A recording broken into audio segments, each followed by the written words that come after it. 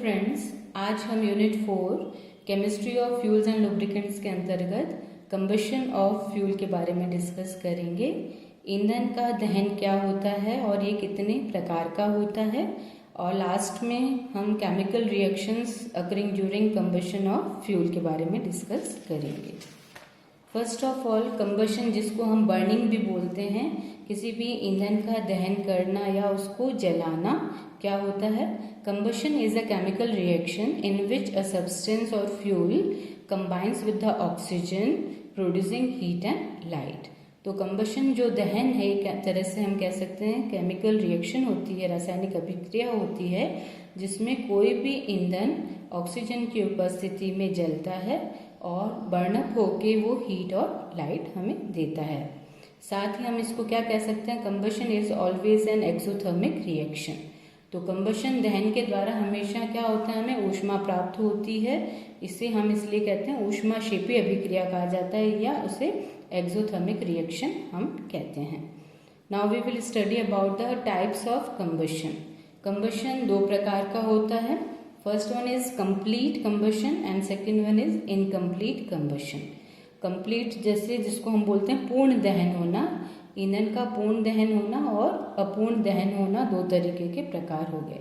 First of all, complete combustion, पूर्ण दहन करना। Complete combustion occurs when the supply of air और oxygen is plenty और इन sufficient amount. जब ईंधन का दहन किया जाता है तो उस समय ऑक्सीजन की उपस्थिति अगर बहुत अच्छी अमाउंट में, प्रचुर मात्रा में ऑक्सीजन उपस्थित है या sufficient amount of oxygen present होती है, तो इस तरीके की जब दहन की जो प्रक्रिया है ईंधन के, उसको हम क्या कहते हैं, complete combustion of fuel. Complete combustion needs a plentiful supply of air और oxygen so that the elements in the fuel react fully with the oxygen. जब सफिशिएंट अमाउंट में ऑक्सीजन उपस्थित होती है तो फ्यूल के अंदर जितने भी एलिमेंट्स होते हैं वो भी आराम से उसमें ऑक्सीजन के साथ अभिक्रिया करते हैं, और वो क्या क्या प्रोडक्ट्स बनाते हैं वो हम डिस्कस करते हैं। फ्यूल्स जैसे कोई भी एक एग्जांपल हमने ले लिया, कोई भी हाइड्रोकार्बन है, फ्यूल्स आपको पता ही है। तो एक पेट्रोल हम ले लेते हैं, इसके अंदर फॉर एग्जांपल जब उसका पेट्रोल का कंप्लीट बर्निंग की जाती है और पूर्ण दहन किया जाता है, तब उसमें उपस्थित कार्बन जो है वो ऑक्सीडाइज्ड हो जाता है, किसके अंदर, कार्बन डाइऑक्साइड के अंतर्गत। इसी तरह से हाइड्रोजन भी है, पूर्ण दहन करने के बाद वो भी ऑक्सीडाइज्ड हो जाता है, किसके अंदर, पानी के अंदर ऑक्सीडाइज हो जाता है, और साथ में इनॉर्मस एनर्जी या enormous heat will be evolve out, बहुत अधिक मात्रा में ऊष्मा निकलती है। तो इस तरह से हम एक जनरल लेते हैं।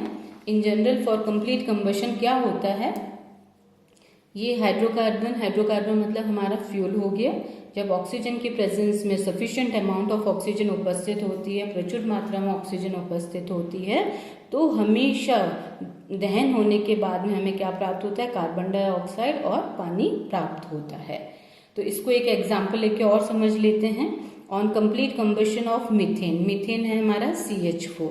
जब मीथेन का हम प्रचुर मात्रा में ऑक्सीजन की उपस्थिति में पूर्ण दहन करते हैं तो हमें क्या प्राप्त हो रहा है, कार्बन डाइऑक्साइड और पानी प्राप्त हो रहा है। इसी तरह से अगर हम प्रोपेन का पूर्ण दहन करें, प्रोपेन का जब पूर्ण दहन किया जाता है प्रचुर मात्रा में ऑक्सीजन की उपस्थिति के अंदर, तो वो भी हमेशा किस में कन्वर्ट हो रहा है, कार्बन डाइऑक्साइड और पानी प्राप्त हो रहा है। तो इस तरह से हम कह सकते हैं कि जब ईंधन का पूर्ण दहन किया जाता है तो हमें क्या क्या प्राप्त होता है, कार्बन डाइऑक्साइड प्राप्त होती है, पानी प्राप्त होता है और साथ में इनॉर्मस एनर्जी प्राप्त होती है।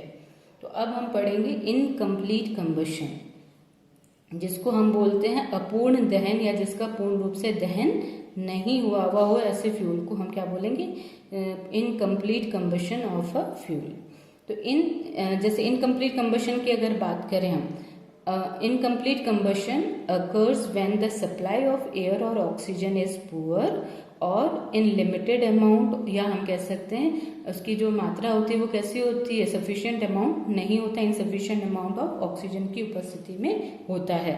तो इस तरह से जब ऑक्सीडेशन होता है, गैस को बर्निंग किया जाता है, जलाया जाता है, किस तरीके की उपस्थिति में, जब ऑक्सीजन की मात्रा बहुत कम हो, बहुत लिमिटेड अमाउंट में ऑक्सीजन उपस्थित होती है और या फिर हम कह सकते हैं इनसफिशिएंट अमाउंट होती है, तो हमेशा क्या प्रोडक्ट्स बनते हैं, तो कार्बन मोनोऑक्साइड बनता है, देन कार्बन बनता है, और साथ में पानी भी इसमें प्रोड्यूस होता है और हीट भी निकलती है। पर हीट जो है कंप्लीट कंबशन की तुलना में कम मात्रा में हीट बाहर निकलती है। तो इस तरह से हम क्या कह सकते हैं कि इन जनरल अगर हम बात करें तो इनकम्प्लीट कंबशन के द्वारा जब फ्यूल का वायु की कम मात्रा के अंदर हम उसका दहन करते हैं तो कार्बन जो है वो किस में कन्वर्ट हो रहा है, कार्बन मोनोऑक्साइड या कार्बन जिसको सूट बोलते हैं, कालिक बोलते हैं, उसमें कन्वर्ट हो जाता है। और पानी जो है, हाइड्रोजन जो है वो किस में कन्वर्ट हो रहा है, पानी में कन्वर्ट हो रहा है, और साथ में हीट भी इसमें निकलती है। तो इस तरह से अगर हम देखें कि कार्बन मोनोऑक्साइड का नेचर सबको पता है, carbon monoxide is a poisonous gas, बहुत जहरीली गैस होती है, which is one reason why complete combustion is preferred. इसीलिए हम क्या चाहते हैं कि ईंधन का हमेशा क्या होना चाहिए, पूर्ण दहन होना चाहिए इनकम्प्लीट कंबशन की जगह पे, ताकि वहाँ पे मोनोऑक्साइड की जगह क्या उत्पन्न हो, डाइऑक्साइड, कार्बन डाइऑक्साइड उत्पन्न होनी चाहिए। और साथ में क्या होता है कि इसमें कार्बन जो निकल रहा है वो भी एक कालिक के रूप में, सूट के रूप में हमें प्राप्त होता है। तो एक जनरल रिएक्शन के लेके हम बात करते हैं, ये हमारा हाइड्रोकार्बन है, फ्यूल है, और ऑक्सीजन की मात्रा कैसी है, यहाँ पे बहुत कम मात्रा है, लिमिटेड अमाउंट मात्रा में है, ऑक्सीजन की सप्लाई जो है वो बहुत कम अमाउंट में हो रही है। तो इस तरीके का जो दहन होगा उसको हम क्या बोलते हैं, इनकम्प्लीट कंबशन। और इसके द्वारा क्या क्या प्राप्त होते हैं, कार्बन मोनोऑक्साइड, कार्बन और पानी प्राप्त होता है। तो एक एग्जाम्पल लेके हम देखते हैं on incomplete combustion of methane. Methane का जब इनकम्प्लीट कंबशन होता है, दो तरीके से हम इसको पढ़ेंगे कि जब थोड़ी सी मात्रा अगर हो ऑक्सीजन की या बिल्कुल ही कम मात्रा ऑक्सीजन की होगी तो क्या क्या बनेगा। जब कम मात्रा में ऑक्सीजन होगी तो कार्बन मोनोऑक्साइड का निर्माण होता है और साथ में पानी का निर्माण होता है। और जब बहुत ही कम मात्रा में ऑक्सीजन उपस्थित होगी तो सूट बनेगा, कार्बन बनेगा और साथ में पानी बाहर निकलेगा, पानी भी प्रोड्यूस होगा। और दूसरी बात, अगर एक और एग्जांपल लेते हैं, हम प्रोपेन का लेते हैं। जब कम मात्रा में जो ऑक्सीजन की सप्लाई अगर बहुत कम हो रही है, लिमिटेड हो रही है, तो प्रोपेन जो है वो किस में कन्वर्ट हो जाएगा, इनकम्प्लीट कंबशन के द्वारा कार्बन या सूट जिसको बोलते हैं, और पानी में कन्वर्ट हो जाता है। तो इस तरह से अभी हमने कंप्लीट कंबशन और इनकम्प्लीट कंबशन के बारे में डिस्कस किया। कंप्लीट कंबशन के अंदर जो हमारा फ्यूल है, ऑक्सीजन की उपस्थिति में पूर्ण दहन के द्वारा, अच्छी ऑक्सीजन की उपस्थिति में पूर्ण दहन के द्वारा कार्बन डाइऑक्साइड और पानी का निर्माण करता है, जबकि इनकम्प्लीट कंबशन में हमारा जो फ्यूल है कम ऑक्सीजन की मात्रा के अंदर जलकर अभिक्रिया करके कार्बन मोनोऑक्साइड, कार्बन एवं पानी बनाता है।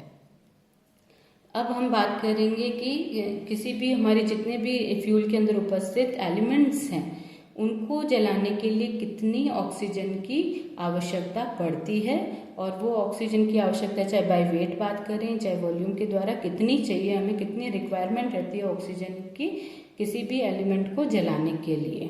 तो ये चीज़ पहले हम एक डिस्कस करना चाहते हैं कि पहले भी हम पढ़ चुके हैं कि carbon, hydrogen and sulphur are the combustible substance और elements present in the fuel. इन्हीं से हमें ऊष्मा प्राप्त होती है, किस किस के द्वारा, कार्बन, हाइड्रोजन और सल्फर, ये जल के हमें ऊष्मा प्रदान करते हैं। तो इन्हीं को जलाने के लिए कितनी ऑक्सीजन की आवश्यकता पड़ेगी उसके बारे में हम डिस्कस करेंगे। जैसे हमारा कार्बन है और ऑक्सीजन के साथ जब उसको जलाया जाता है, कंप्लीट कंबशन किया जाता है, मतलब ऑक्सीजन की मात्रा प्रचुर होती है, बहुत अच्छी मात्रा में ऑक्सीजन होती है, plenty of amount of oxygen is present. तो क्या होता है, वो किसका निर्माण कर देता है, कार्बन डाइऑक्साइड का निर्माण कर लेता है। जब हाइड्रोजन को ऑक्सीजन के साथ जलाया जाता है, कंप्लीट कंबशन किया जाता है, तो वाटर बनता है। इसी तरह से सल्फर को जब कंप्लीट कंबशन के द्वारा किस में चेंज हो जाता है, किस में कन्वर्ट हो जाता है, SO2 में परिवर्तित हो जाता है। तो हम ये देख रहे हैं कि इनका मॉलिक्यूलर वेट के आधार पे हम देखते हैं कि कितने ग्राम ऑक्सीजन चाहिए कंप्लीट कंबशन करने के लिए, हाइड्रोजन के, कार्बन के और सल्फर के। तो इस तरह से हम देख रहे हैं कार्बन का वेट जो है तो कितना होता है 12 ग्राम्स, और ऑक्सीजन का 16 ग्राम्स होता है। यहाँ पे कितने दिख रहे हैं, 2 मोल दिख रहे हैं, तो उससे क्या हो गया, ये अपना इसमें 32 हो गया, 16 इंटू 2 32 ग्राम्स। इसी तरह से हम किसकी तरह से बात करेंगे, मॉलिक्यूलर वेट की बात करेंगे, अणुभार की बात करते हैं। तो इस तरह से अगर हम देखें कि 12 ग्राम कार्बन को जलाने के लिए कितनी ऑक्सीजन की आवश्यकता पड़ रही है, 32 ग्राम ऑक्सीजन की आवश्यकता पड़ती है। इसी तरह से 4 ग्राम हाइड्रोजन को जलाने के लिए कितने ऑक्सीजन की आवश्यकता पड़ रही है, 32 ग्राम ऑक्सीजन की आवश्यकता पड़ती है। उसी पैटर्न में अगर हम चलें आगे तो 32 ग्राम सल्फर को जलाने के लिए कितने ऑक्सीजन की आवश्यकता पड़ती है, 32 ग्राम ऑक्सीजन की आवश्यकता पड़ती है। तो इस तरह से कितना अमाउंट हमारा रिक्वायर्ड होगा ऑक्सीजन के लिए, ऑक्सीजन का किसी भी फ्यूल को कंप्लीट कंबशन करने के लिए। तो एयर की जैसे बात करें कि कितनी एयर के अंदर कितनी ऑक्सीजन होती है, उसका क्या परसेंटेज रहता है, तो air contains 21% oxygen by volume. आयतनात्मक रूप से अगर हम बात करें तो ऑक्सीजन का कितना परसेंट रहता है, 21%, 21%। और वेट की बात करें भारात्मक रूप से कितना ऑक्सीजन प्रेजेंट रहता है एयर के अंदर, 23%। तो इस तरह से अगर हमें ऑक्सीजन की अमाउंट निकालनी है तो minimum amount of oxygen required, तो ऑक्सीजन रिक्वायर्ड करने के लिए पहले तो हम जो भी थ्योरेटिकल जितने भी ऑक्सीजन हम निकालेंगे वो पहले निकाल लेंगे, और साथ में उसको किससे सब्सट्रैक्ट कर देंगे कि अपना जो सैंपल है फ्यूल का उसके अंदर कितनी ऑक्सीजन पहले से उपस्थित है, तो उनको जब सब्सट्रैक्ट कर देंगे उसके अंदर से तो हमारे पास क्या आ जाएगा, मिनिमम अमाउंट ऑफ ऑक्सीजन हमें प्राप्त हो जाएगी। Thank you.